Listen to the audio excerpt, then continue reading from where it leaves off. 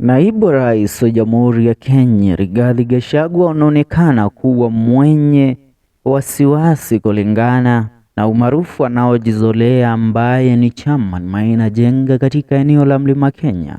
Hii ni kulingana na maneno aliyoyatoa Gachagua katika mkutano ambao ilikuwa ni mkutano wa hafla ya kupata kulaunch foundation ya mwimbaji kutokea eneo la Mlima Kenya Samuel Musyoki ukipenda Samido. Kulingana na Gachagua anadai ya kwamba wasanii wasiwe wanampa Maina NJEGA nafasi ya kuweza kuaddress wala kuongea katika mikutano yao, maana wao wenyewe ndio watakaokuwa wakijipotezea. Ndipo Gachagua warns the Kikuyu artist against giving Maina NJEGA chance to talk at the event. While Rigathi Gachagua attended Samido's event where he was launching Samido's foundation, and this event was attended by all Kikuyu gospel and secular artists. Also there was a huge number of politicians who came to support Samido in his new foundation. While giving his speech, DP Gachagua advised Kikuyu artists to avoid former MUNGIKI leader Maina NJEGA in their event. He told that they should deny him a chance whenever he attends the event.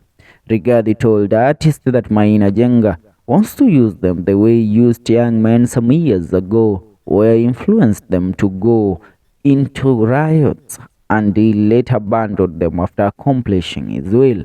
Rigathi said that now many politicians and business people who give artists jobs have started distancing themselves from Maina NJEGA, and this is clear that he is not a good person, as he said that Maina NJEGA is a liar.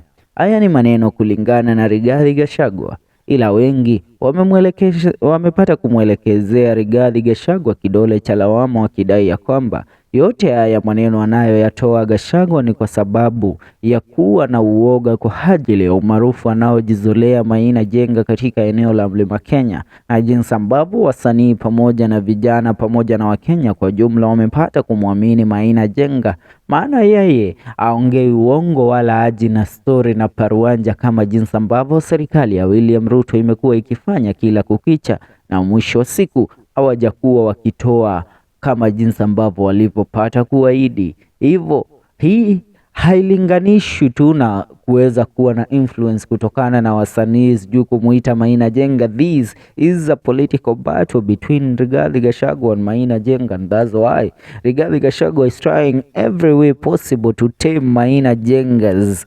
fame and influence in the Mount Kenya region, and even going ahead to organize the women in the region to go ahead and start calling young men in the Mount Kenya region MUNGIKI, which recently angered a lot of Kenyans, and many of them came out calling out the government of President William Ruto and that of Rigathi Gachagua, because how can you call the young men from the Mount Kenya region? Because when I ask you what is MUNGIKI kwa sasa, nikuuliza MUNGIKI ni nini, wewe mwenyewe huwezi nieleza MUNGIKI ni nini. Ni kitu ambacho ukielewi kabisa.